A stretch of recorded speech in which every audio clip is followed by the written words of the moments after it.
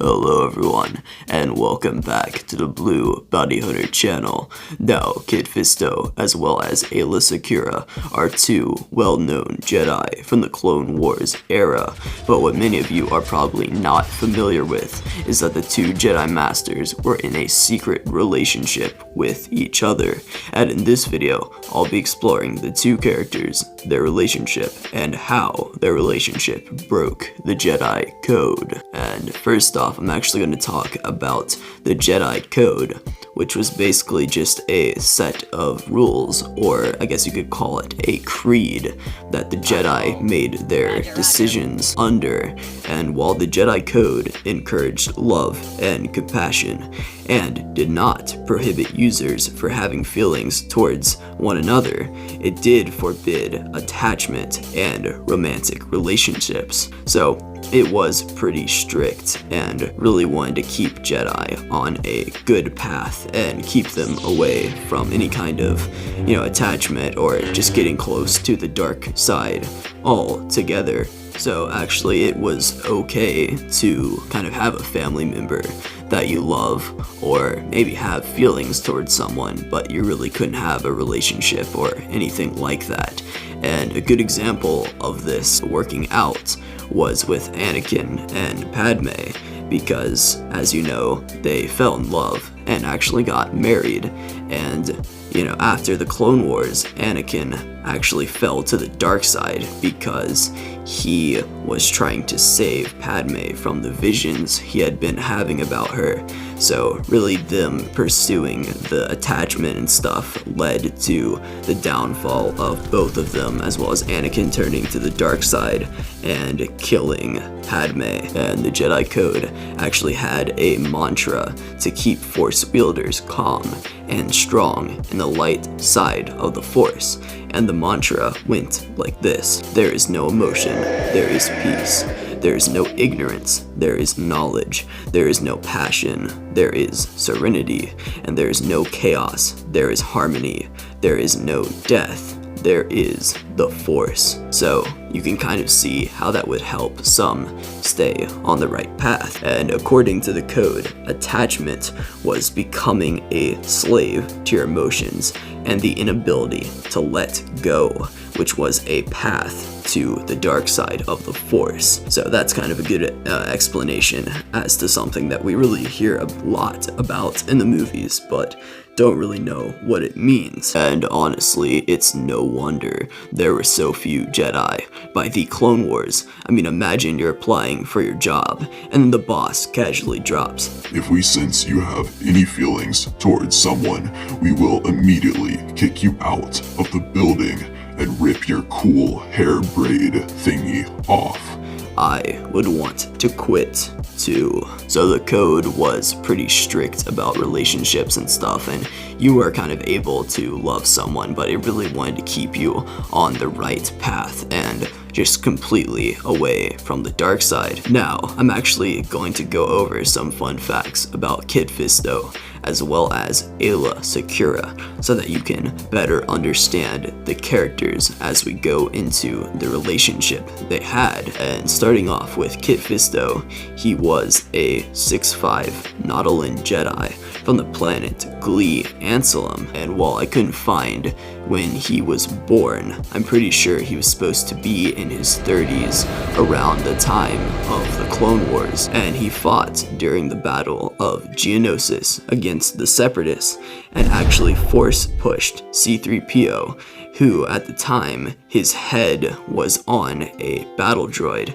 and you can see this in Attack of the Clones. His lightsaber form was Form 1, or Shi-Cho, and he actually modified his lightsaber, giving it 2 crystals so that it could work underwater. And you can actually see this in the 2003 Clone Wars show, as well as the 3D animation Clone Wars show from later on, whenever he is fighting underwater. And As a Nautilin, he was amphibious, meaning he could breathe, maneuver, and fight underwater. And he had a Mon Calamari apprentice known as Nadar Veb, who became a knight prior to the Clone Wars. The two Jedi faced off with General Grievous at his lair on Visek's third moon, and Grievous killed Nadar, but after dueling with the general, Fisto was able to escape, and it is pretty cool that he actually was able to hold his own against General Grievous himself, who was notorious for being a Jedi hunter. And by the end of the Clone Wars, Kit had become a Jedi Master serving on the Council, so he was really just that good of a Jedi and did so much in the war and stuff that they ended up making him a member of the Council. And Kit Fisto died when him and the other three Jedi tried to capture Palpatine, and like many of the others that night, Fisto was cut down before he had much time to react. But unlike the others, he did manage to fight off Sidious for a few seconds, which is impressive given the power of the Dark Lord. And a fun fact is that he was originally designed as a Sith Lord for Episode 2, but after the idea was scrapped, Lucas had him remodeled as a softer green Jedi character.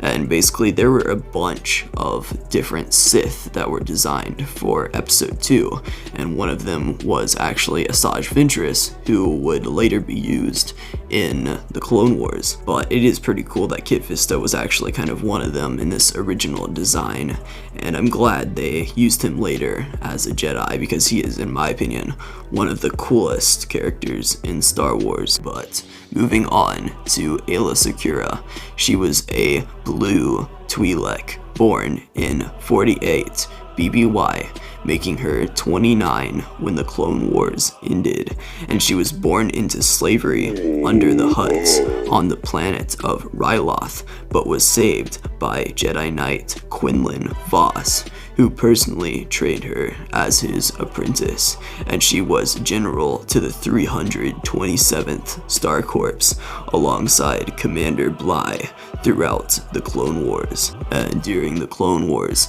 she fought on multiple battles, including Geonosis, Quell, and Felucia. Aayla was rescued by Anakin, Ahsoka, and Captain Rex at the Battle of Quell, where the group barely managed to make it out of the Republic Venator alive, crashing on the planet of Meridon. And this is actually from the episode, or 2 episodes actually, where the group crashes on that one planet and kind of saves the natives from the separatists that are on the planet. And she helped Master Yoda fight off the Zillo Beast when it attacked Coruscant, saving Anakin, Padme, as well as the Chancellor. While Secura was fighting at the Battle of Felucia, Darth Sidious commenced Order 66, and Aayla Secura was one of the first victims of the Jedi Purge, being gunned down by her own clone troopers, including Commander Bly, and her lightsaber form was Form 5, or Jim So, which she used in battle alongside her athletic capabilities. And now I'm going to talk about Tides of Terror, which was also known as Star Wars Tales 14, and was actually the comic in which their relationship first appeared. And Tides of Terror was about Kit Fisto and Aayla Secura investigating the mysterious deaths of multiple clone troopers at Camino, and they determined that the clones were killed by a nanovirus. And after talking to the master cloner Sion Ta, they realized there was a traitor in the facility. And after discovering the traitor was the Kaminoan known as Kuma Nai.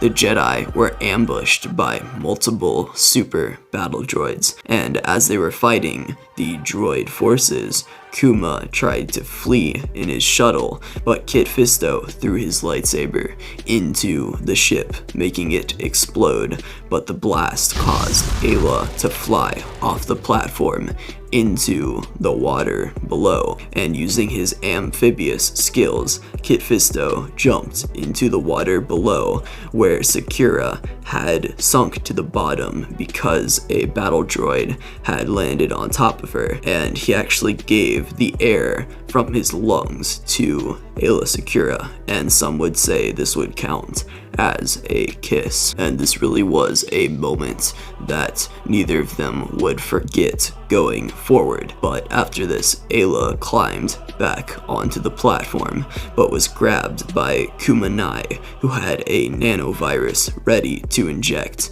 into her arm, and she managed to free herself. And the Kaminoan then accidentally injected himself when Aayla pushed the nanovirus into his arm, and the nanovirus killed the traitor instantly. After this, Secura offered her thanks to Kit Fisto, who said it was his pleasure. But this event really sparked a romance between the two that would last most of the Clone Wars, and overall it seemed to be pretty casual, and they eventually decided it would be best not to pursue the feelings they had for each other, as they were dedicated to the Jedi Order. It is interesting whether you would consider this like a real relationship, or if they were kind of tempted by the dark side, but I honestly don't really think they were, because as I said, it was pretty casual and they never really took it anywhere and decided to give up after a while.